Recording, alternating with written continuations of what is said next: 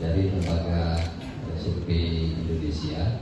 Terus yang kedua, Wali Kota Palembang Ratu Dewa tampak geram saat memimpin rapat evaluasi akhir tahun dan pemaparan hasil survei kepuasan masyarakat terhadap kepemimpinan RDPS, Ratu Dewa Prima Salam, di Rumah Dinas Wali Kota Palembang, Jalan Tasik, Rabu, 31 Desember 2025. Kegeraman tersebut dipicu oleh ketidakhadiran sejumlah kepala organisasi perangkat daerah, OPD, camat, serta kepala bidang di lingkungan pemerintah Kota Palembang dalam agenda penting tersebut.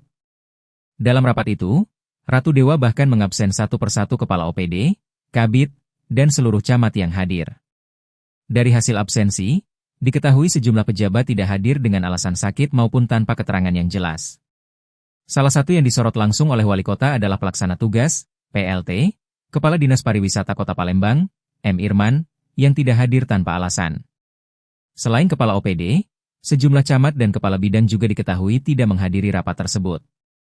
Pada kesempatan itu, Ratu Dewa meminta pemaparan satu persatu program unggulan RDPS.